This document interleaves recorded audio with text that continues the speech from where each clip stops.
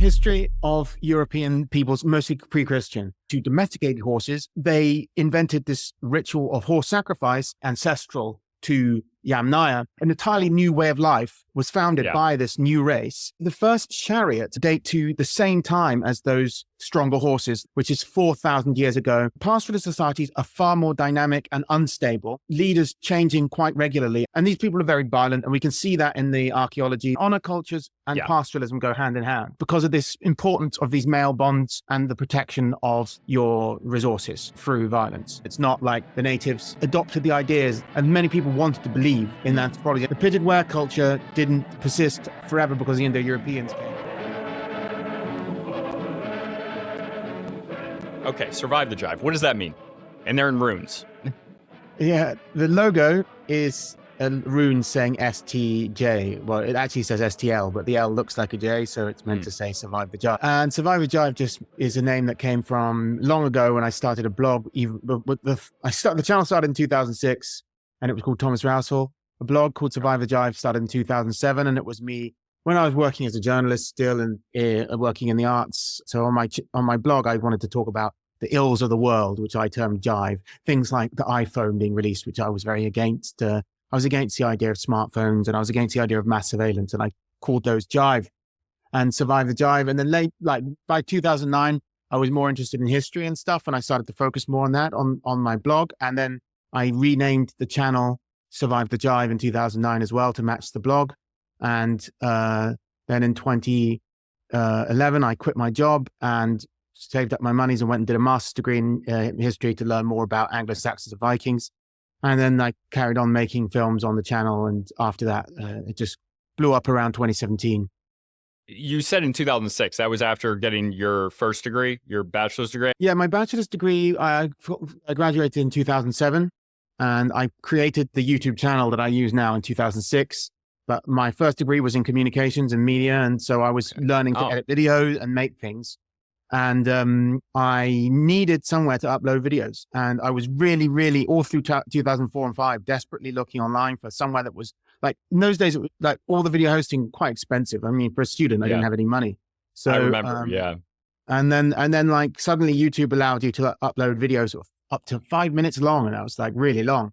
Like in those days, you'd like a 240p pixel video that was 5 minutes long was like, wow, isn't that great? For free as well. So YouTube was a big deal, even though it was not as good as it is now. But yeah, that's what I started for. And I started actually in 2007. I was one of the people who sort of invented the YouTube format where I was editing videos because most people didn't have camera phones then. Most people didn't have know how to edit. So if you were able to use a video camera and edit footage, and you were a tiny minority of the users. And I was the one who came up with like a format where I was walking and talking. It was not like a normal filmmaking I've been taught to make. I was talking to the camera, like handheld mini DV, and cutting it up with stuff to make it a bit flashier, doing 5-minute quick videos, which became like the YouTube format. But I made a video that it got 750,000 views, and that was uploaded in 2007. But I took it down in 2017 because it was not historical, and I tried to refocus the channel at that stage. In 2017, the channels like became more important rather than the videos because you needed to have a specific identity for a channel so people knew what it was about. So I didn't want to have this video of me talking about foraging, which is what it was about, and how to identify different mushrooms and things. So, but yeah, I'm an old school YouTuber. I'm one of the originals. Well, I didn't know that, but that like, for people that don't know, by the way, having 750,000 views, I don't know how many were that early, but like that long ago, that was a really, really big deal. What do you normally talk about now? You mentioned the Anglo-Saxon stuff. I've seen a few of your videos, but in your own words, what do you talk about on the YouTube channel? Yeah, it's like history of European peoples, mostly pre-Christian. So the stuff I'd learned in my master's degree, my history degree, was about, I was focusing on Anglo-Saxon and Viking Age literature and what it tells us about the pre-Christian religions of Germanic peoples, such as the Norse and the Anglo-Saxons. And then I immediately, and even during the degree and before, I started making videos on that subject. And that's still a massive interest for me. And I still make videos about that and the related topics of Germanic archaeology and Iron Age archaeology, and also the genetics of it. But because I became so interested in the subject of like history and archaeology in general, I started to push further back and back and back. And so since like 2012, I've gone like, and especially since 2016, I've started to look at much older things like Bronze Age and the, origins of the Indo-Europeans, which has become really huge topic in the field of genetics since 2015, because so much has been discovered from the genomic revolution, where decent DNA from ancient skeletons has been able to be accessed from the petrous bones of the skull and from other techniques as well, which is reliable and not so vulnerable to contamination. And as a result, we now know, we've learned more about the Indo-Europeans in the last 10 years than we did in the previous 100 years, probably. So it's been a really fascinating time. And I was already interested in Indo-Europeans during my degree, because the dissertation was about horse sacrifices in Germanic context. And I was comparing Anglo-Saxon horse sacrifices to Viking ones and other Germanic ones. And of course, I couldn't help but notice at that time that this same style of horse sacrifices was described in Indian Bronze Age sources in India. And I wouldn't have been the first person to have commented that there was likely an Indo-European origin for this. But I was discouraged by my tutor in 2011 from expounding on that topic, because Indo-Europeans as a subject in 2011 was still seen as not really scholarly. It's a little bit silly. Like it was kind of like, it was like outdated kind of scholarship that was like based on what some people might even use pejoratives like pseudoscience or things like that. What's been proven since 2015 is that it was all 100% correct. The Indo-Europeans were a real people. And of course, they were the ones who domesticated horses, and they invented this ritual of horse sacrifice, which is what the Germanic and the Indian rituals of horse sacrifice derive from, as I presumed during my master's degree all those years ago. So my channel looks at genetics and archaeology and things like that, but it's more about culture, because that's what really interested me, starting off with religion, because I was mostly interested in what we could learn about the religions of pre-Christian European peoples, from the Romans to the Greeks to the Anglo-Saxons, etc. And that naturally made me interested in Indo-Europeans, because what linked all the pagan religions of Europe is that they all derived from the Indo-European religion of Neolithic Ukraine and South Russia. Yeah. The Eurasian steppe, the Western Eurasian steppe is right? Western Eurasian. It's called, people call it the Western Eurasian steppe, because it's the part of the Eurasian steppe that isn't in Eurasia, it's in Europe.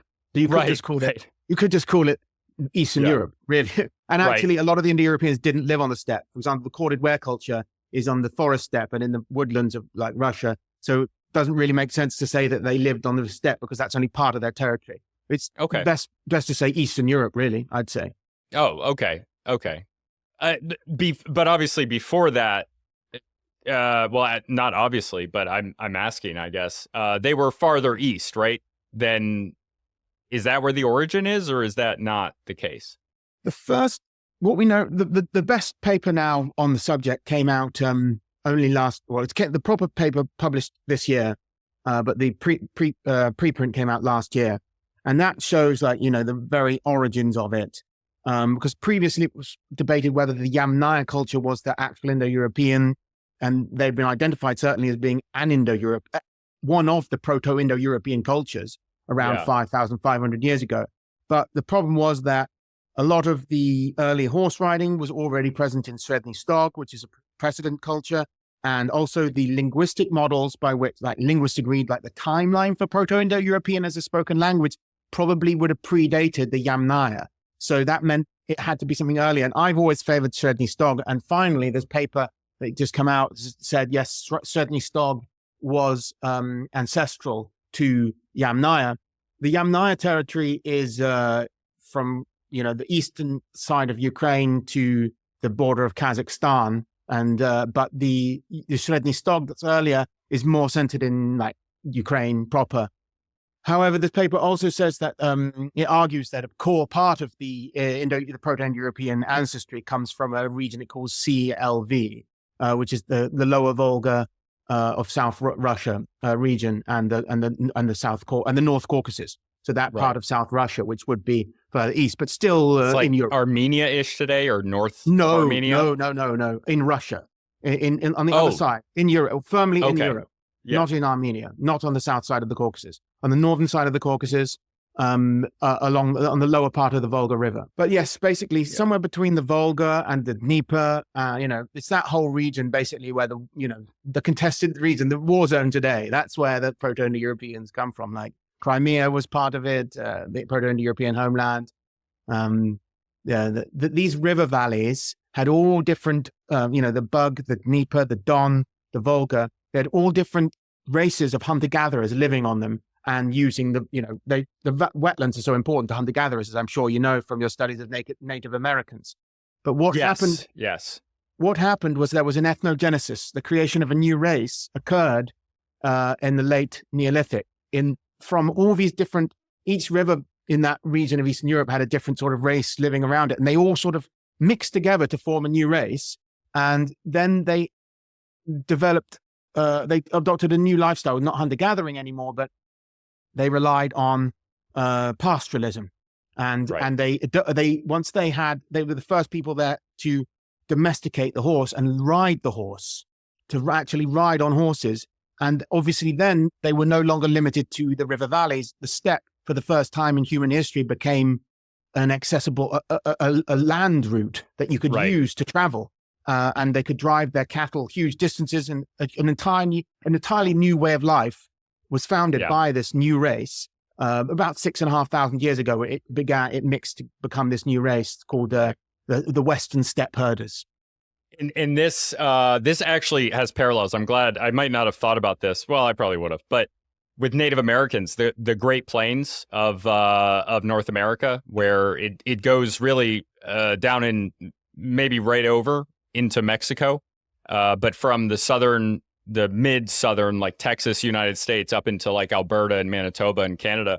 And most of that plains region was essentially, it was a very poor region until the horse was reintroduced to North America by Europeans and adopted by some of the tribes. But very, very quickly, it's always amazed me how quickly they form these distinct pastoralist raiding cultures. And they have a convergent evolution. Evolution's the wrong word because I'm talking culturally, but a cultural convergence of a lot of the traits of steppe peoples that I've studied with Native Americans. There's something about geography, a similar geography and a similar political complexity that seems to create similar cultures even across boundaries. But of course, it also depends on what you have with you. And the horse and the domestication of the horse being a technology, essentially, anthropologically. So is it true, and I'm remembering this from a book that you might have something to say about, actually, but The Horse, the Wheel, and Language from 2007? Yes, I've read it. Great book. Right. And that's, and what I love about it is that I can recommend it to people because it's not overly academic. I can recommend it to a regular reader who's just interested. But one of the things I remember from that book, and The Horse, the Wheel, and Language, is about the domestication and the change in the culture that results of it from the Proto-Europeans of domesticating the horse. And I remember them eating the horse first. Is that true in the archaeological record? But that book is old now, so I'm not sure if there's something. Yeah, people have been, I mean, you can go way back to the Ice Age cave paintings in France, and there's so many horses painted because they were really, I think the horse is painted by the, Aurignacian cave painters and stuff more than any other animal. So it was clearly a really important food item for people in Europe. And later on, we know the Batai culture in Asia was believed to have been the first people to domesticate horses previously. But now it's thought that actually what they were doing was just corralling them for food. So they were sort of not exactly, they were just keeping them in pens and eating as a food source and sort of raising them, but they weren't riding them. What was happening uniquely in Eastern Europe in the late Neolithic was that they started to breed them to ride them. But even then, they were not very good for riding. They had quite weak backs. The first ones, I think, ridden about 5,500 years ago, but it wasn't until about 4,000 years ago that a breed was developed that had the stronger vertebrae that could carry a load for a significant distance. And also they had been selected to be less skittish. And if you can imagine, horses today are still very skittish. So imagine what they were like prior. They wouldn't have been useful for as many things. You wouldn't be able to ride them for as long. You certainly wouldn't be able to use them in a battle context because they'd be far too afraid. So, but yeah, that process took a long time, and obviously they were the ones who drove it. And there were chariots before riding. Is that correct? No. The first chariot, actually, the first chariots, as in two-wheeled light vehicles suitable for military context, date to the same time as those stronger horses that I mentioned previously, which is 4,000 years ago. And they're both associated with the Sintashtar culture in the South Urals, which is also associated with the Proto-Indo-Iranic peoples, because they later became the so-called Aryans who invaded Iran and India. But the earlier Proto-Indo-Europeans didn't have chariots. They didn't have spoked wheels. They had wagons, four-wheeled, clunky, heavy wagons, which would probably be pulled more by oxen than horses because the oxen are stronger. And they certainly would be very slow moving. They would be used to move their houses. Basically, these people lived put on the hoof and they went from place to place following their herds. I think the horses were used more for scouting and exploring and moving people, but not for pulling loads. Okay. Yeah. And that makes sense. And also the culture will change a lot when they go from hunter-gathering to pastoralism. So hugely. What do you have to say about the ways in which, and I know it's limited because we don't have any written records, obviously, but not a lot of, or no oral besides what we can parse together from the remnant cultures. They're I don't know what word you would use for it, but based on the material culture that they find, what do you think, and whatever else you know, like, what do you think were the changes in the culture when they adopted the horse? This allowed a proper form of pastoralism. So if you have a large herd, you can't have that many cattle without, and you can't move you're going to have sheep and cattle and you want to move them around. You can't really do that without horses. It's very difficult to move them from pasture to pasture without horses to keep up with them. So compare them to the people in Western Europe. Now they weren't hunter-gatherers anymore by that stage. They were all farmers. And people in the Middle East were farmers, but they were sedentary farmers, and they had cows, they had sheep, just like the Indo-Europeans did. But those people would have limited herd sizes, and they would be much more reliant on grain crops than they were on dairy. The Indo-Europeans, basically, these people didn't actually rely very much on grains. They had grain crops, but they were not a huge part of their diet like they were in the Middle East and in Europe. Instead, they had a very high amount of hunted animal and domestic animal meats and dairies. They ate a lot of dairy. And this was made possible by the horse. So they could have a new way of life. And also what we know from scholars anthropologists have compared different societies, extant societies, and historical societies that rely on pastoralism and make certain conclusions about cultural traits that are common to all of them. And we also can make other conclusions based on what we see in the archaeology, and also we can reconstruct the language of the Proto-Indo-Europeans from all of the different Indo-European languages, so we know what kind of words they had.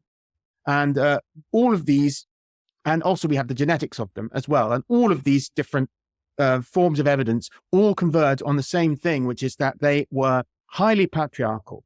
And this is something that happens from while the agriculturalists would have stable land-based cultures, often, Egypt could have an extremely conservative and stable culture lasting a long time, like in China as well, we're relying on rice crops. But pastoralist societies are far more dynamic and unstable, with leaders changing quite regularly, and they can be killed by people and killing them, their brothers, or not their brothers, but rival clans and stuff, constantly taking over, constantly threatening to steal your wealth is represented by something that has legs and can be moved just like that. So every single thing you own can be taken from you in one day, no matter how rich you are. If cattle rustlers come. And that's a problem that still exists, in the Wild West, right? It's just a part of that economy that results in the response to that is to have bands of able-bodied fighting men to defend your herds. And you develop a culture where bonds of brotherhood are very important. And like the bonds of family that tie men together, such as, brothers and extended family as well, like uncles and cousins. These all help to form militant style, like mini bands of war bands to protect your herds. And that's basically like what we saw, in recent times in parts of Ireland. There's like cowboys in the Wild West. This, and still extent in like other parts of the world, like further east in Asia, where there are still, it's pastoralism. And these people are very violent. And we can see that in the archaeology that they were rough people. That's partly also in their language as well, like their word for tame, as in to tame an animal, which comes where our word tame comes from, is it also means rape. So they had a highly patriarchal culture where they took women from other people, and they, if they were used to having all their wealth being portable, they were probably slavers. So they may have been one of the first, they may have done slave raids in the Neolithic. So people think slavery is something that took off in the Bronze Age, but it's quite likely these people depended on labor that they could steal or like from when they raided places, or like from enemy tribes, or even women. They probably just, their idea of marriage was probably just like sling her over your shoulder and take her home, or something along those lines. Yeah. Bride stealing is still a thing in at least as a cultural artifact in Central Asia right now. I think I heard it in a secondary source, but a primary source of a translation of Genghis Khan, of writing about Genghis Khan, is speaking about the daughters of this king there, or this ruler of this city. The translation literally says he made her his wife, which is, that's not what happened. We know that's not what happened. They had different concepts of consent, I guess. Yes. They had, we can reconstruct from the mythology. For also another thing, is like the different Indo-European religions have these myths, and they reveal something about an original Indo-European culture, and that they had two different types of bride abduction: legal bride abduction and illegal bride abduction. And that, there are examples of these in the Rig Veda, the Odyssey as well. I mean, the behavior towards Helen of Troy is what kicks off the whole thing. It's an illegal form of bride abduction, you could argue. And in the Norse myths, there are many examples where, a woman is just taken forcibly or not, like Frey has to woo Gerther. So like a proper and formal form of wife abduction would be first preceded by a notice. So like in the form of Skirnir in the myth of Frey and Gerda, Frey sends his servant Skirnir to inform the woman that he wants to take her, basically. And then she says no, but whatever. And there's this, it ensues. But yeah, not to go into too much detail, but yeah, obviously there were like complicated rites that were meant to precede the abduction. So it wasn't always 100% just like, a caveman just stealing a woman. Yeah. But there were also, if you were to take a woman without the consent of like, or of the associated people, or you hadn't properly announced that you intended to do so before doing it, then it could be perceived as an illegal abduction, and it would be a reason for following conflicts. Right. And that sounds to me, and I could be wrong, but it sounds to me like that practice itself, having the ritualized, letting them know that you're going to do it, and having the specific rituals you have to perform beforehand, that sounds to me like it is a ritualized version of just the older practice. I could be wrong, but that probably like it was a way of like integrating a long held practice into a way of preventing conflicts by having like formal ways of doing it. Like we're not going to get rid of the way of, we've always got our woman, which is just by taking them. So, but we'll just try and make it a little bit less like you're not entitled to go to war with someone if they announce that they're going to steal that woman from your tribe first. Oh, okay. Yeah.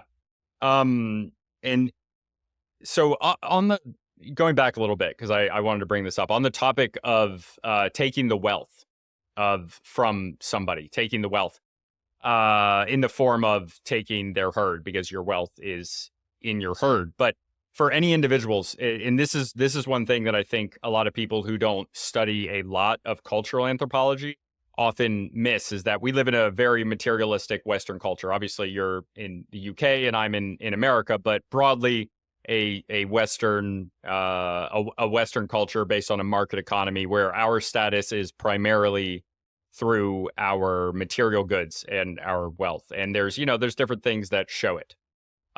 You seem like you disagree there a little bit. No, I know, I agree. Sorry, that's just No, me that's all thinking right. about it. Oh, okay. I just wanted to hear it if you had something to say. But in a lot of other cultures, depending on what creates that culture, what's most important in that culture, and what's most important in that culture is generally going to be most related to how you survive and thrive as an individual in a community and a culture in general.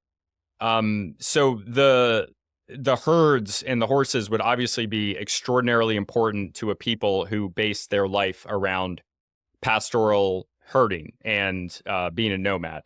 And this would be the same for any pastoralists. Like, for example, so the Maasai tribesmen, they send this small herd of oxen, I think it was something like 19 oxen, to the United States after 9/11. And for them, this is like a huge gift that they're giving as condolences, because that's how they show their status. And so I appreciate that. But also, it's when shifting from hunter-gatherers into nomadic pastoralists, the way that hunter-gatherers and, hunter-gatherers are everywhere. So the way they show status can be very, very different, but it's generally not through material goods because you can't carry anything and you're hunting and gathering, in the land around you. You're highly mobile. You can just leave. And if people take your stuff, it's a hit to your ego, but also it's not like the stuff, the status symbols that you have are really how you make your living. That's just not how. So there's going to be violence between people, but at the same time, there's not an incentive to raid other people. So I think that with the pastoralist culture, when you have this situation where people are moving with horses and they're providing the lives for people and the flock of sheep and auroch or whatever else they have at this point, you can take that and that can make you more powerful. And it's much more obvious than a clear incentive to attack people and actually take their things. And I think there's something in there about how their culture was then formed from hunter-gatherers into pastoralists. Yeah. But yeah, that's... The Bronze Age seems to be a time afterwards when you have, and even into the Iron Age, it's this ongoing like tension between these two different ways of life. And you can see it like in the form of the sea peoples, maybe, because like the raiding and pastoralism continues. Like raiding is a huge thing all over the Mediterranean and in Northern Europe. The Vikings continue it right into the Middle Ages, right? It's just a form of the same thing. And actually the Vikings, the word, like the term for wealth used to be cattle, but then feor, which is the like wealth, is later becomes associated with coins. But like that's because they shifted to the idea of coins from Roman influence in Germanic culture. It originally meant the cow became the coin because that was the principal symbol of wealth or that they would use. And of course, also even in the Bible, there's like tension between a sort of the pastoralist and the agriculturalist. Yeah. Cain and Abel, right? Yeah.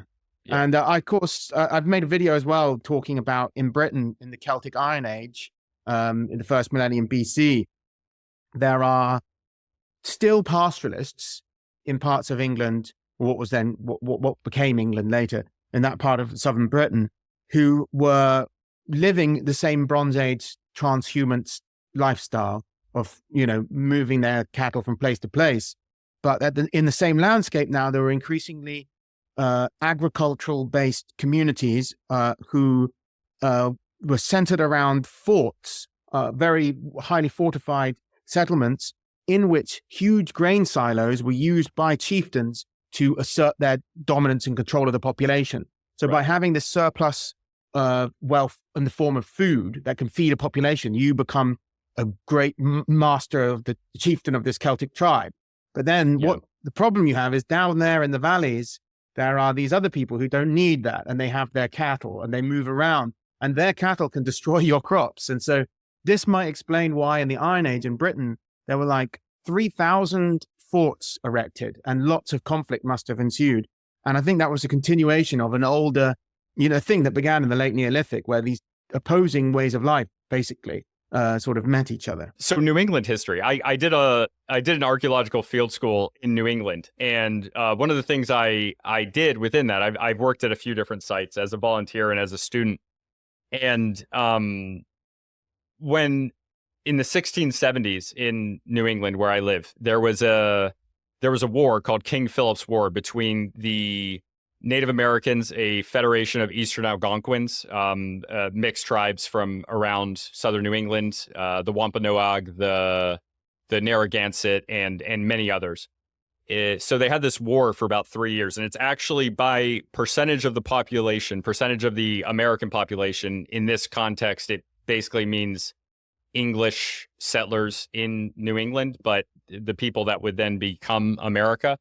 It was the highest proportion of deaths of our population back then, and in general into the future, including the Civil War. It was something like 5% of the English population was killed or died in 3 years, and this was similarly a war of different ways of life and how they interacted with each other. I've read many of these first-person accounts of the different issues that they have between Native Americans in the area and Connecticut, like early Connecticut colony. And a lot of them were about differences in just political structures, but those rise out of the difference between the hunter-gatherer and horticulturalist culture of the Native Americans that were living in what is now New England, and the agriculturalist English settlers, and they would attack each other's food supply in a similar way to fight each other, and they would have conflicts over, like, one of the reasons that King Philip's War eventually broke out. I mean, obviously, it's that there's a lot of people, two different distinct groups of people trying to live in one place, and that's a problem. But ultimately, one of the things is that there were conflicts over a Native American had killed a cow of a English settler that had went into the horticulturalist plots of the Native Americans, and then a Native American leader who was a sachem is kind of, they're not a king, they're not a mayor, they don't have official authority. They rule by basically consent of the governed, very literally, in the sense that if people wanted to follow them, they followed them, and if they didn't want to follow them, then they just simply didn't follow them. And that created a distance between those people trying to negotiate and talk, because they're essentially speaking past each other, because they have different cultures with different ways of life, and they weren't understanding each other's differences in how they ran things, because it would just be blamed on the sachem, even though he doesn't have literal control over the people who are, through the English eyes, seen as his. And so they fought about it, and fences would go up, and the Native Americans would be pissed off because the animals they're trying to hunt are being blocked by the fences that they put up for their fields. But regardless, this is very common throughout history to have two different ways of life meet each other. And sometimes what you'll have is something like in northern Scandinavia, where the Sami herding culture exists up until the modern time. Still today, somewhat. There are still, I think, some that are reindeer herding, but it's subsidized. Exactly. Yes. But when I say the modern time, up until the 1800s, I mean, they were practicing their culture up until you get into these nationalist policies where in the 1800s, where they're assimilating people, they're standardizing languages in Italy, in France, the Brittonic culture, the Savoyard culture. All these cultures are, there's certain times where it doesn't happen this way, but a lot of them were suppressed. Cornish culture, the languages suppressed by policies, and also just through economics of the time and integration. But digression. The point is that sometimes there's a geographical barrier between where one culture can exist doing what they're doing, like in the northern Scandinavia, where the somewhat agriculturalist and also raiding culture of the Vikings and the Scandinavians, they can't farm up that far north. So there's a hard barrier to it. They can't farm up that north because it's too cold. So the reindeer herding exists and that culture exists. But then you'll have a technology that comes into play, a technology that changes the situation so that where there used to be a border, a like unseen border where a certain culture that exists around pastoralism can't exist or they can exist, but it's more efficient for the agriculturalists to farm there, but it's more efficient for the pastoralist to herd animals in the lower area. And that'll create kind of a natural border where they won't go too far in. It'll change a little bit as they fight. But if one culture is able to create a new technology or a collection of new technologies where it makes it more efficient for them to grow food, it then becomes worth it to attack those valleys and to take over the land of the pastoralists because they've now created a surplus of food, a larger surplus. They have more people. They maybe create better weapons. For example, the plains in America were essentially conquered by the repeating rifle. It didn't happen. The Comanche and the Apache, they survived until the repeating rifle in the 1800s, the middle, where they could fire 6 instead of 1. This new technology allowed this taming of this land, and those new technologies changed this situation. But I ranted a lot. It was all relevant, but I ranted a lot. You have this difference you were talking about in England. When do you see that end? Well, the one I was talking about in England or in Britain, right? That existed in the Iron Age, but really, I mean, there were still forms of humans practiced in England, I think in the 18th century and the 19th century, but and in Ireland, that like the problem of cattle rustling was, one of the, and farmers having disputes, killing each other over them was one of the things the British government was trying to deal with the Irish in the 19th century. Like one of my ancestors. Well, you can't tame those stupid mix, man. One of my ancestor was head of the Irish Constabulary, or he was generally the Irish Constabulary, and I just read through some of his notes. Like he's just trying to stop farmers killing each other a lot of the time because they kept this ancient tradition of stealing each other's land. They'd move land boundaries, steal each other's cattle, this kind of thing. And then when the other one find out, they try and kill. And if you kill someone from his side, then there's got to be a whole clan thing, like his cousin's going to get your cousin, this kind of thing. It goes on and on. Yeah. And it's hard feuding cultures is what they're called feuding cultures is what they're called in honor cultures and pastoralism go hand in hand. All pastoralists are honor cultures. It's because of this importance of these male bonds and the protection of your resources through violence.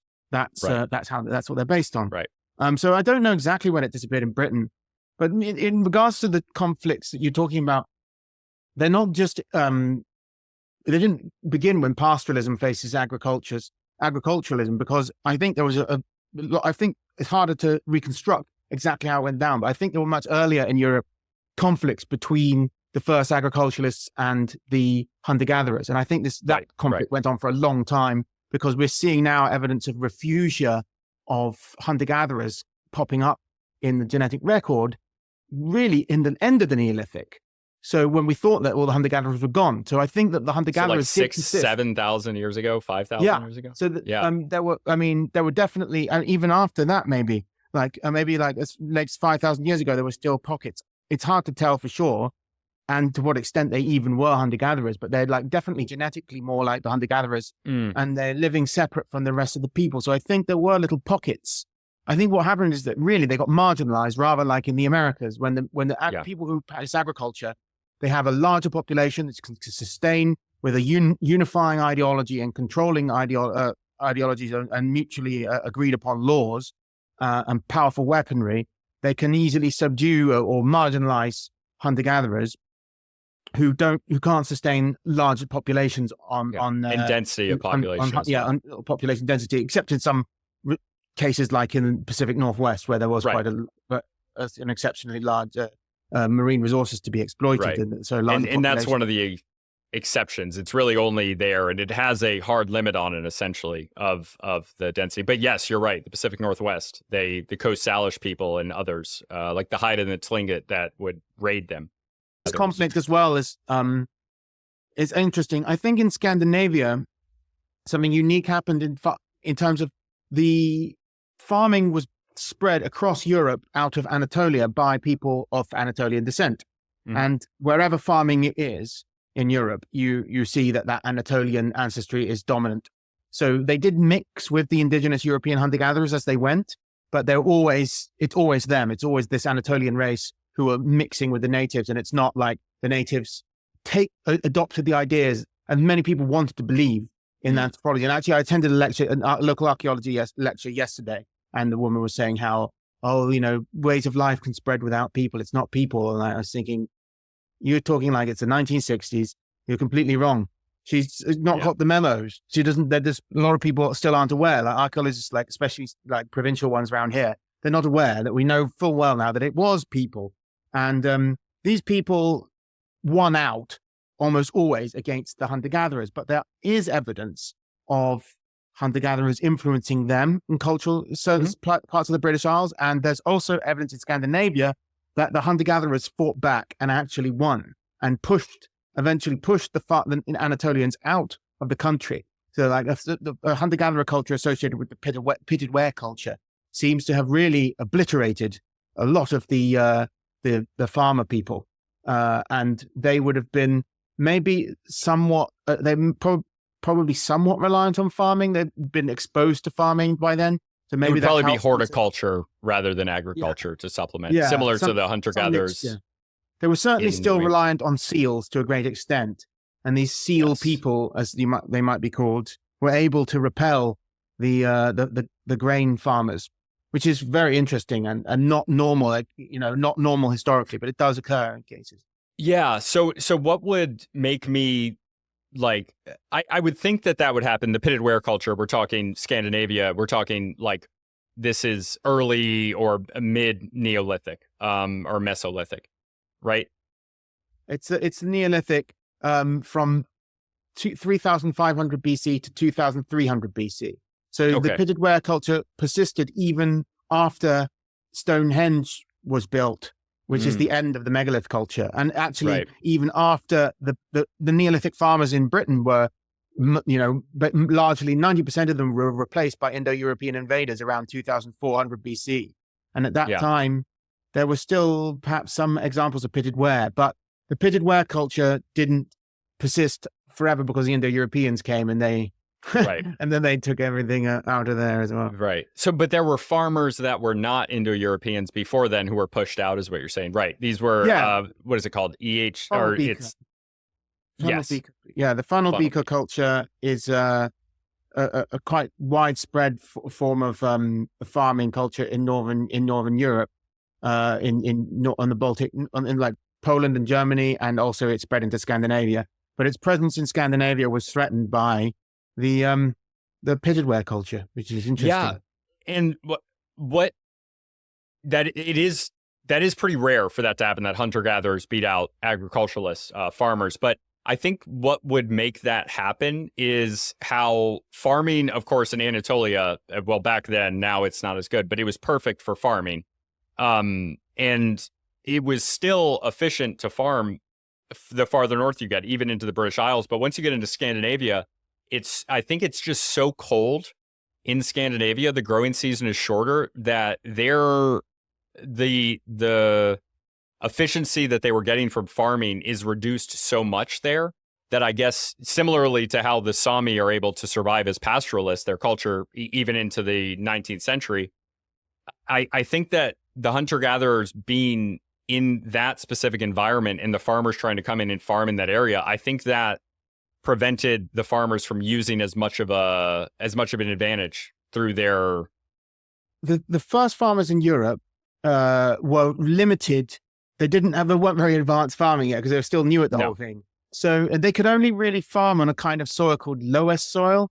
So that meant the actual places they could settle were limited to places where they could grow their crops in these specific Loess form of soils. Scandinavia, the parts of Scandinavia the funnel beaker culture was in are the nice flat farmland, the southern Sweden and Denmark. Okay. So Norway is off limits. It's too rocky. Northern Sweden, way, not talking about the Arctic conditions. We're talking about the nice, warmer parts in the south. Jutland and Zealand, these islands, besides the fact that they had trees on them, which got in the way, besides that, they're great for farming. So, but now, but by the time the Indo-Europeans got to Denmark, they completely cleared the forests of Denmark, and Denmark hasn't had many forests on it ever since then. It's been just basically this huge flat plain, perfect for farming ever since.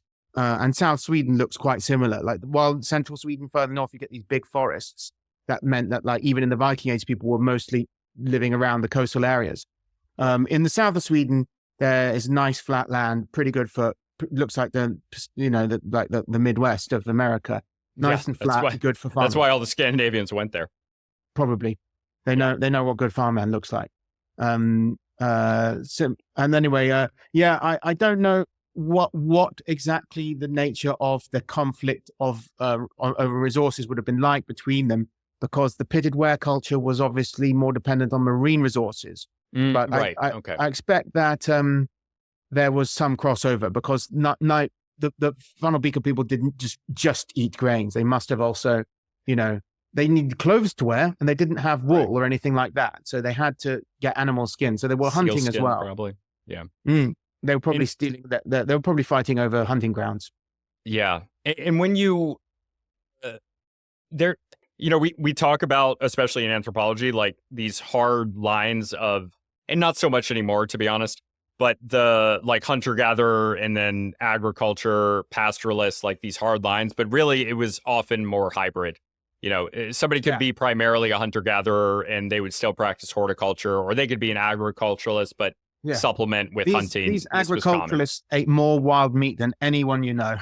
They probably ate more wild meat than the guy who lives in a cabin in the woods and hunts every day. Like, they still ate a lot of wild meat.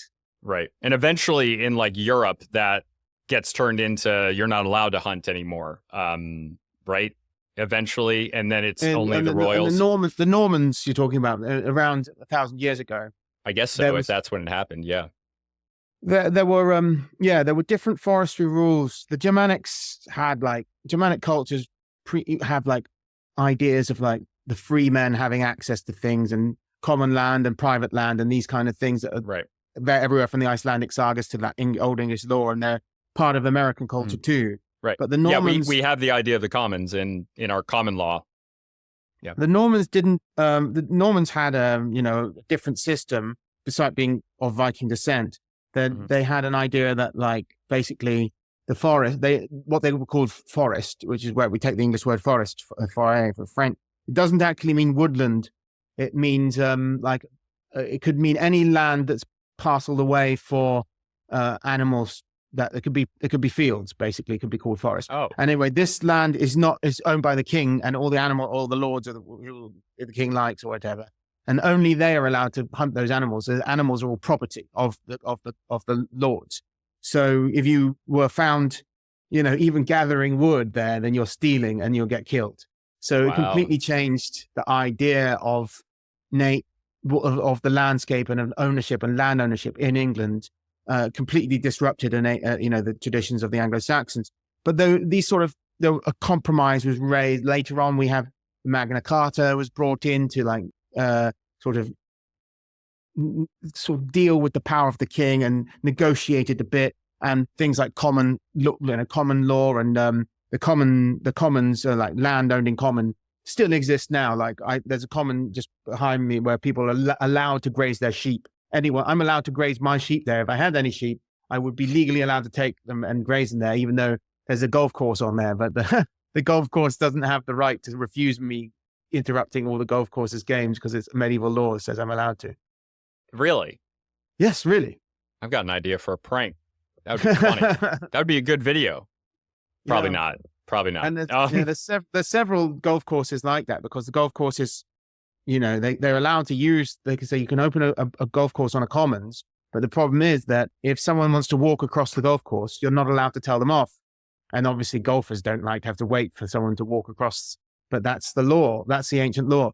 But, the really expensive golf courses are on private land. But Yeah, I bet. Because they can afford to go somewhere where it's not the commons. I'm sure that lowers the property value quite a bit. Yeah. Very interesting. I want to talk about your background, right? because if you're okay with that, you've talked a little bit about the importance of ancestry.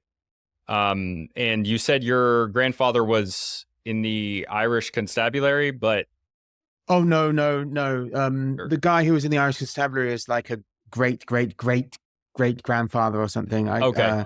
But was he English or Irish? Scottish. Scottish. Okay. Yeah. Well, that actually makes more sense. Scots-Irish. Most of the people don't know this in America, but most of the British planters, the people who colonized Ireland, were Scottish, not English. Right. When we say British, we often actually mean Scottish. Whereas in America, people think British is a shorthand for English, but it isn't. It means English, Scottish, and Irish. English, Scottish, and Welsh. Not Irish. And Northern Irish is sometimes Protestant Northern Irish. Some Northern Irish refer to themselves as British, and some certainly don't. That's still a contentious issue. Yeah. So on that, I know that's very common in America. I remember when I was in high school, they were planning a trip to England, and it was like you had to pay to go on the trip, and they were advertising the trip around the school with posters that said, "We're going on a trip to England," and it had a British flag below it, and I remember just being so mad, like you're a school, but no, my family is like fourth generation, but in America up until like the 1920s, it was a big deal. There were still like differences, and people deny that today. Modern academics deny it, but absolutely, it's true that the Irish were discriminated against. Not as bad as black people. I get it, whatever, but absolutely true. And I'm not saying that to my viewers; they don't care, but it is absolutely true that the Irish were discriminated against, so they were distinct in a lot of ways. But my family is very Irish.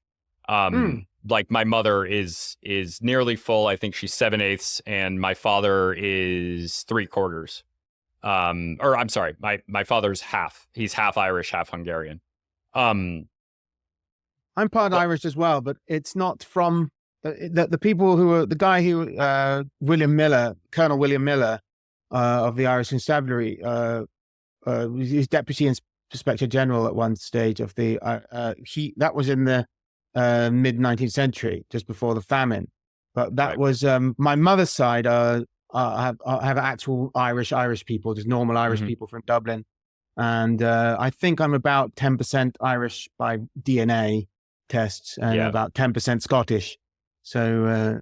The DNA in the British Isles, I know you probably know this, but it gets really murky because there's a lot more of genetic similarities between English and Irish. Yeah, people. we've been mixing a lot with each other. Like people don't like to say that, but it's true. Right, of course, it is true. Everyone especially it's especially hard for Irish people to think that. But I don't think Irish people have a lot of English ancestry on average, but there is some in there.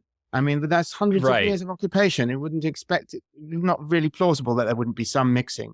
But even if you go farther back, it's actually about the same timeline as the occupation of America. So the occupation of America and the British occupation of Ireland is pretty much the same timeline. So it's like, if you look at it, as the American looks at it like that, of course, you're going to have British people living there that long. You think it's not going to have anything. Sorry, you're saying. No, it's okay. It's but even if you go farther back, the earlier Celtic people in Ireland would have been very genetically similar to the ones in England, and to my knowledge, it hasn't diverged. There's not enough time for that to diverge for them to be able to tell that there's a large difference, especially when it's diffused over dozens of generations. There is actually the Irish are distinct from Britain as a whole, not just the English, but especially from Britain as a whole, and the reasons are. Interesting, like the initial Bell Beaker invasions of the British Isles 4,500 years ago, brought into replaced all the farmers, the first farmers, and they brought the early Indo-European culture, and that's like the core of all British and Irish ancestry even today, but much more so in Ireland because and in Scotland too, but because other parts of the British Isles have been more influenced by subsequent invasions. Whereas Ireland is protected being at the end of the sort of chain of islands, it's the last of the archipelago. So the next one who came with the Celts, a Bronze Age invasion from about 3,000 years ago, and most of that ancestry is there, it's present in Scotland and Ireland, but most of it is in England. So actually, the genetic ancestry of the Celtic culture bearers is most common in the part of Britain which isn't Celtic, in culture, which is annoying for a lot of people who don't want to think of it that way.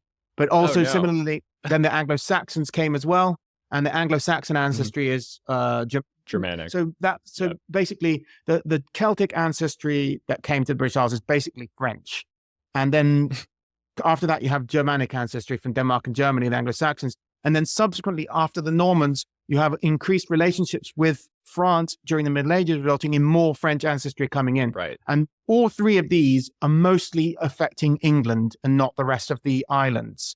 So as a result, yes, England is distinct from Ireland. Ireland is more close to a Bronze Age British profile. You could say the Bronze Age inhabitants of Britain and in the Iron Age inhabitants to a lesser extent are closer to the Irish than modern English people are, because we've subsequently become more influenced by French and German DNA. Okay. Yeah. Very interesting. I didn't know a lot of that stuff. The genetics is, I do a lot more cultural. The genetics is, I know some of it, but it gets too sciencey for me. But regardless, it was a while ago, but I want to go back to it with the Scotch-Irish thing. When I say Scots-Irish, that's generally a term. Ulster. Ulster Scots. Yeah. Right. But we would say Scots-Irish in America, but what we're usually referring to is that's what we call an ethnic group of Scots-Irish people, which are really just Scottish people that were in Ireland. We would call them in America Scots-Irish. They came into Appalachia, and they imported the feuding culture. And even back to the Revolutionary War, the people in Appalachia, the Scots-Irish, they were generally looked down on by the largely English other population. And actually, in the first American election and in the Continental Congress, pre the American election of the Constitution, but in the Continental Congress, they were an incredibly large proportion of the population, like a quarter of the population. But amongst like the 70 or so members of the Continental Congress, I think there were only 2 or 3 that were Scots-Irish. And so they have always long been recognized as a distinct ethnic group in the Americas and a distinct culture in the Americas. And the first president was Andrew Jackson. Represented in the American military, I understand. They're fighting people, very good at fighting. In the British Army too, often. And that's true of the South in general. Actually, it's true of the South in general, and that includes Appalachia. Isn't J.D. Vance of Ulster Scots ancestry? I'm not sure if that was true or not. I know he's from that area. I would have to check what his ancestry is exactly, but he could be. I'll look that up in another tab while I'm here. But he's from that area, and it's actually even for regular white guys. Like regular, like they call them chuds or whatever. It's J.D. Vance is a pretty big deal because he's kind of like he's the woke people would say what do they say? It's representation. It's representation of our people. J.D. Vance, the chud, but yeah, he's from that area, and it is significant to have a poor white. One thing I understand from David Hackett Fisher's book is that the Ulster Scots, the term Scots-Irish in America is not a one-to-one translation for what we call Ulster Scots or Ulstermen, because if he's right, he says that Ulster Scots in the people in Albion Seed, he says Ulster Scots includes people from Ulster, parts of Scotland, southern Scotland, the Lowlands, and northern England, and those were all grouped as Ulster Scots, as Scots-Irish, sorry. So it's a much wider category than when we say Ulsterman, we just mean people from Northern Ireland. And not all of those people are of Scottish descent. Some of them are of Northern Irish descent. Like there wasn't a total population replacement. In fact, the Scottish are of Irish descent. Right. Because the Picts got invaded by people from Northern Ireland called the Scotti, a Gaelic people. So there's a very strong relationship to southwestern Scotland and Northern Ireland, and has been since the fall of the Roman Empire. Yeah. And I wish I had my Celtic jersey on right now, or Celtic. Sorry, It's funny that people call the football team, they pronounce it Celtic, actually. Oh, right. No, they do say Celtic. I always forget. I don't know why that is. It winds me up because I hate the way that we pronounce the C, Latin C or Greek C as a, well, it's actually in Greek, the Celtic word, because it's Greek loan, like it's a K, and there's no way you can pronounce a K as an S. That doesn't make any sense at all. That's why I say Scythian instead of Scythian, because I just think it winds me up that that's this trait of the English language that we decided sometime in the 18th century to start pronouncing Greek Ks as S's because some French people mispronounced Latin words in medieval times or something. Yeah, it's a thing. I always have to remember how the different words are pronounced because you're right. It shouldn't be Celtic. It should be Celtic. Celtic. Yeah, everyone in Britain says Celtic all the time, except when they're talking about the football team. Yeah, and then if you mispronounce that, someone starts making fun of you or taking the piss. It's also, I don't know why that is. It's just a trait. The football team are called Celtic, and then and the people are called Celtic. But yeah. For those who don't know, that's in southwestern Scotland, and there's two teams, the top of the Premier League and the Scottish Premier League, or did they call it Premiership? Doesn't matter. It's in the city of Glasgow. Glasgow. Is it Glasgow? I always say Glasgow. I mean, the Ouija's, as they call themselves, the people of Glasgow, Glaswegians, they call themselves Ouija's. I don't know how they pronounce it. They have very thick accent, a particular Scottish dialect. Yeah, in I'll tell you about that in a second. But there's the Rangers, which is generally associated with Protestants and being British, and then there's Celtic, and it's one of those soccer or football rivalries that is huge. And I have worn my Celtic jersey before on the show, I think. But I did a study abroad in Edinburgh when I was in college. Just first, it was a summer. It was only like 3 weeks, but it was on outdoor education. And I saw your video on the Iron Age stuff. I taught a class on Iron Age hill forts at the location of an Iron Age hill fort I guess it's in Edinburgh, but I think it's called Arthur's Seat, the little park they have there, which is wonderful. Oh, yeah. There's lots of folklore associated with Arthur's Seat. I didn't realize it was a hill fort. I know it's very big. I know the folklore of it most of all. It's on May Day, they all go up there and do Beltane rituals and things. Okay, cool. Yeah, I just looked it up to confirm, but yes, it was a hill fort. Yeah, there's so many in the UK. It's crazy. They did a full survey and made an interactive map of them, and like in Britain and Ireland rather than the UK, I should say, because I think there's 4,000 if you include Ireland and all the British Isles. There's about 4,000, but 3,000 of those are in England, in Britain. Sorry. Wow. Yeah, that's incredible. That's awesome. Can you tell me where you're from in England? It's okay if you don't want to share it, but that's fine. I grew up in the home counties, which are the like heartlands of England in the southeast, all adjacent to London. So they function a bit like New York State does. Like you have all this beautiful countryside that is sort of commutable distance from a large city, and those are all called the home counties. And that's where I was raised, like that area. Kent is, I don't actually think Kent is one of the home counties. Okay. It is certainly, it does meet the description that I just gave of the home counties. But Essex and Kent, which are both adjacent to London, are not home counties. I'll just double check that. Which of the home counties? Oh yeah, Kent is, sorry. It is Kent. Yeah, Kent and Essex are. I would not include Kent and Essex normally, but yeah, they are, because they're on the eastern side. But yeah, I grew up in Berkshire and Surrey, the two places mainly, both home counties. And Oxfordshire for a bit as well. And now I live in Devon. I lived for 3 years in Sweden, and then I moved afterwards to Devon, back to England, and live in Devon, which is still rural, because the parts of the home counties now are being destroyed with constant developments and being stuffed with foreigners. They're just destroying my country every day. And I live now in a small refugia of English natives in the western part of the island. Which is this is the region where the first pilgrims set off from the Mayflower from Plymouth Harbor and things. That's Devon. Okay, yeah, so I'm looking at this map right now. Apparently, Cornwall is a county.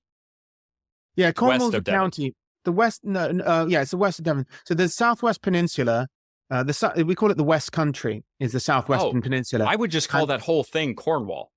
No, Cornwall's only a tiny bit of it at the end. Yeah, Cornwall's not very big. And in Cornwall, most of the people are from London or elsewhere. There's only about 115,000 Cornish people. They're not very many people, and none of them speak Cornish. So I think that the Cornish ethnic group is sort of not as significant a thing as foreigners seem to think it is. You could live in Cornwall and never meet anyone who speaks Cornish. My brother lives in Cornwall. I live a short drive from the Cornish border. You go over the border and nothing happens. It's not really much different on one side than the other. It's just another part of England. Devon is larger. Devon is a much bigger part of it. Devon is the second largest county in England. Yorkshire is the largest. And Devon has 2 of the national parks of the south of England in it, including the largest wild area in the south of England, which is called Dartmoor, which is huge, open, wild country, very wonderfully full of ancient monuments, Bronze Age barrows, Neolithic stone circles all over the place. It's great. It's just a wonderful, magical landscape. Yeah, that's awesome. It's so there isn't a lot of like what there isn't a lot of like old festivals or Cornish culture that goes on like it does in there is. Oh, well, Cornwall has some wonderful folk traditions that it preserves. But just in the county of Cornwall, not in Devon as well. It's just Cornwall, or does it spread out? No, they're in Devon too. The things that like sometimes there are like lovely folk traditions in Cornwall, such as the obios, the hobby horse of Padstow. And people say, because it's in Cornwall, it's Cornish, therefore it's Celtic. The problem is that the same traditions can be seen in Minehead in Somerset and at several places in Devon. And they are also, the hobby horse has clear parallels in Germany, which is called the Schimmel. It's obviously a Germanic custom. Cornwall was part of England 1,000 years ago. Right. And it's not like it's just been, it's not like Ireland or something. It's recently been made English. Like it's been England for a really long time. And my great-grandfather who lived in Cornwall wrote in his book about the coastline because he was a sailor. No one has spoken Cornish here for many, many years. No, he was talking about it as a dead language. I don't know exactly when it's died, but it's not like Welsh. Welsh is a living language and people speak Welsh to each other. It's on the road signs. Yeah, well, that's just a political statement. Right, yeah. But the actual people, there are actually people who speak Welsh to each other as their main language in the pub, not just for like making a political statement. That hasn't been the case in Cornwall for, I don't know, 200 years or something like that. So it's probably the 19th century. That's usually when it happens. Yeah, somewhere around that time.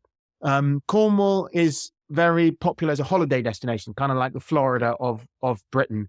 And therefore, I think our Florida is better a little bit, but regardless, warm. It's certainly not as warm. They don't have alligators in Cornwall, but Cornwall has lovely beaches, lots of coastline, lovely, charming countryside. It's the poorest part of the country, but there are a lot of rich people living there because it's all holiday homes and it's been stuffed with people who want to, buy a second home. So that's made it even harder for the native Cornish, who are just a tiny minority there, really. It's not what people think it is. That sounds like our Montana, by the way. That's how our Montana is. It's landlocked. A lot of people want the mountain lodge, right? Yes, and they come and buy massive houses, and it's created a crisis for native Montanans, and it's one of the least populous states. But regardless, sorry, continue. And Wyoming as well. Montana, Wyoming, both Great Plains states. The West Country is very English in general. It's one of the most English parts of the country because there's fewer immigrants than elsewhere. But they are trying to stuff them in here too. They're trying to stuff them everywhere. Local councils doing shady deals to stuff them in where they're not expected. But it's part of the reason that it's very English is because it's poor. There are no cities in Cornwall. There are no cities in the northern part of Devon. There are 2 cities in the southern part of Devon. So there are just, it's mostly agriculture and tourism. So, and the only agriculture really that's big here is dairying. So you have a lot of dairy farms, lots of cows, the moors can only sustain sheep. And so you have a bit of sheep farming, but that doesn't make any money. And then the beaches, all the beaches are big tourism thing to try and get, but because of people fly abroad and get much more reliable hot beaches in other countries, not everyone likes to have holidays here. It's expensive to have a holiday in Britain, actually, because everything's expensive in this country. It's the most expensive country in Europe, nearly. Well, in some respects, certainly in terms of energy. And it's a rip-off. And anyway, that poverty has meant that fewer foreigners want to live here, which is good in a way, if you want to not be around them. But it's not great in other respects, of course. Yeah. And that I was watching something yesterday that they were talking about these old holiday destinations, and we had mentioned this earlier in America, how the Poconos used to be they still kind of are, because there's still active like whitewater rafting to do there, things like that, like outdoorsy mountainous things. But when planes started becoming more common, these holiday destinations lost out, like local destinations for places like Spain for the UK, and for us it's like Florida. Yeah, it's unfortunate. It's technology changes how, like, what's accessible to people, and it can have huge problems for a local culture, a local community economy. I have some ties to this region because I have my grandfather, my paternal grandfather was married here in Devon, and my maternal grandfather was born here in Devon. So I wasn't raised in Devon. I was raised in the southeast, and as I say, in the home counties. But in a way, I feel like coming to the West Country was like a coming home in a sense, because I have some roots. Yeah. But not I'm quite mixed in my ancestry, because I have ancestry from all over the British Isles. So I'm not rooted specifically to one place. Yeah. That's interesting you say that, because I think it's not a one-to-one, but Francis Drake, his family was from yes. Well, his family's from Kent. Yeah. His family was from Kent, and then they moved to Devon. Yeah. And then they got sent back to Kent eventually, or around that area. He was raised in the hull of a beached ship in Plymouth, I think it was, or somewhere on the south coast of Devon. Okay. And his father was a criminal, highwayman, robbing people. So he was a real coming from scum, but he became one of the most feared men in the whole world, the King of Spain's personal enemy, the most powerful man in the whole world. The King of Spain was that's why they call him the dragon, the dragon. And he's the inventor of the mojito drink as well, if you ever drink those. So I didn't know that. Yeah, they call them I think the original name was El Draca, but wow. That's what mojito is. Yeah, it's a way of, like you call us limeys, we get our lime and rum, and then stops us getting scurvy or whatever. Yeah. Oh, that makes sense, right? The mojito with the mint in the lime. But yeah, Francis Drake is one of my favorite historical figures, and he's one of the only times, because generally, Irish Catholic ancestry, I generally root for the Catholics or the Irish against the English. Just, it's mostly a joke. It's not serious. I obviously love the English too, but Francis Drake is one of those guys that I really, really like. I'd read a little bit that it's like his father was some sort of petty nobility, though. I don't know about that. I'm not an expert in that period of history, but I do know his father was a criminal. Yeah, I mean, he was a criminal. I don't know if it was petty nobility or not, but I remember reading some stuff where some of that might have been propaganda, but I'm not sure. And I think I lean towards it was mostly true that he was a criminal. He certainly was. Drake was not a nobleman, but he was given, a specific license to be a privateer by the Queen herself, by Queen Elizabeth. So he's quite a modern type of hero, like, the typical Hollywood story of the rags to riches. That doesn't really happen in real life so often, but it did happen with Drake. And he was exceptionally talented in his, endeavors as an explorer and a military tactician, doing these ballsy smash and grab raids on Spanish ports as the entire Spanish Navy was out looking for him. He was like, well, if they're all out looking for me, then there's no one protecting their ports. So go smash and grab, just loot the whole place and then come home a hero. He was incredible. He really was incredible. And I think he hit a few firsts for the Royal Navy, as far as being not high born enough. He was if I remember correctly. I did research on this years ago. I have notes. I never produced anything on it. It was for an article for a publication that I didn't finish in time. But yeah, he was incredible in the stuff he's done. I need to do something on Drake with what I have written about him, because it really is insane. You wouldn't believe this stuff if you haven't read it, and maybe even if you do read it. I can recommend you could have, I think there's a great series on Drake by Bo from the Lotus Eaters on YouTube, and you could have him as a guest and talk about it, because he knows a lot about that more. It's really good. What YouTube did you say that was? The channel is, he works for the Lotus Eaters now. He's called History Bro. When his own channel was called History Bro, but now he's on the Lotus Eaters. But yeah, his name's Bo. Okay. Name is Bo. Okay, I'm writing that down. Okay, sweet. Yeah, I would love to do that, because I love talking about Francis Drake. He's one of my favorites. He's great. They should make a film about him. I don't know why. I know why they won't. But yeah, they don't make those anymore. I remember Master and Commander and Pirates of the Caribbean were probably the last naval ones that we're gonna get. I think he was the first white man to see the Pacific Ocean as well. Drake was. I believe so. I might, unless I got it. I really, what he did is he landed in Central America and then hiked up to the top of like somewhere where it's narrow, like in what's the narrow part of the bottom of the Central America called? The Isthmus of Panama. Yeah, the Isthmus of Panama, and then he climbed up high to a mountain with some natives so that he could see over to the other side and see the coast on the other side. And that's the first recorded example of a white man looking at the Pacific Ocean, as far as I know. But I might have got that wrong. When was Magellan's circumnavigation? 15? No, yeah. Maybe the first Englishman. Maybe, but no, Magellan did it earlier. It says here that Balboa did it in 1513. But I heard somewhere that it was Drake. Drake was later. He must have done something.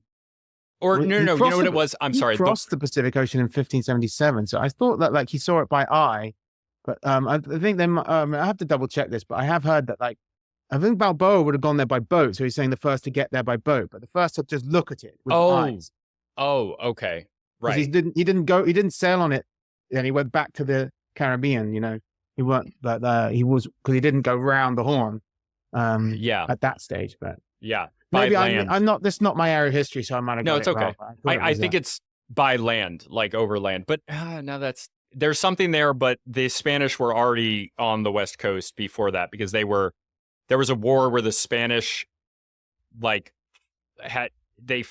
was a world war in the 1500s, a small world war, because the Spanish Empire and their allies, including Mesoamerican natives like Aztecs, and I think some Toltecs and Filipino tribesmen were fighting a sultanate in the Pacific, in the Philippines and around the Philippines, like Borneo.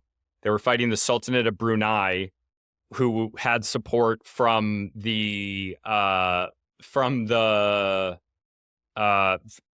the Caliphate, the Sultan of the Ottomans, who had African troops and other Indian, it was troops from 4 or 5 continents in one battle in the 1500s. Yeah. That was one I heard. There was Native Americans, Arabs, blacks, all in one battle, right? Is that the one you were talking about? Yeah. That's crazy. This is probably the first time that happened, but there's probably others as well. But yes, Sub-Saharan Africans, Middle Easterns, Europeans, Native Americans, all of them. All fighting in the one war. That's crazy. It's kind of it reminds me of when I saw I think it was 2014 or something like that, when I saw Mexican cartel members in Syria firing machine guns in the war. It's what's going on? Crazy. Yeah, it is. I also often North Koreans now fighting in Ukraine as well. Makes me think of that too. It's just this kind of crazy way you get what war just brings people to places they ought not to be. Right. Yeah. Because some Serbian rebel shot the Archduke of the Austro-Hungarian throne. You, as an Australian, have to fight the Ottomans. It's that type of thing. They connect people, sometimes not in great ways. But yes, it I'm gets sure really that is weird. the case in ancient world as well. Mhm. the first recorded battle in Europe, the first archaeologically attested battle is the Tollens battle. And then like they're looking at the remains and they're coming from all like quite far distances from the south and from the northeast, from the north. And like, they're not like all locals. It's like a confederation of different peoples coming together to fight. So that's roughly contemporary with the Trojan War, which is obviously much more well attested in a literary sense, but less well attested in an archaeological sense. But it just shows that like, and the Trojan War in the literary source just has people coming from all over, different tribes fighting and coming by sea and land and whatever. It wasn't just Trojans versus Greeks.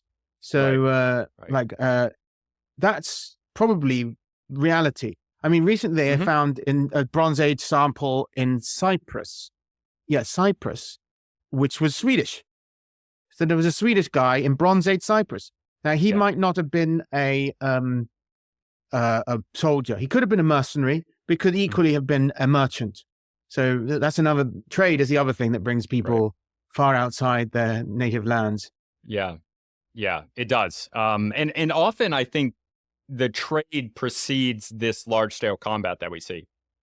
Like, let me know what you think about this, but the Bronze Age itself, like the creation of bronze kind of necessitates trade and people traveling over long distances because the tin mines are in specific locations and they're far away. And not only does it requires a long distance communication and like eventually a distinct culture and trading, and eventually it also helps with them fighting in combat with these superior weapons. But because you have to get the tin and the copper, and the tin is mostly in the British Isles, it requires trade. Like when the Bronze Age kicked off, I don't think anyone even knew there was tin in the British Isles. Oh. And there were smaller deposits of tin locally, like the first bronze smelting is in Serbia, I think, and they had a little bit of tin there. But as is like the local tin deposits all dry up quickly, like then people start to look for really reliable big tin deposits.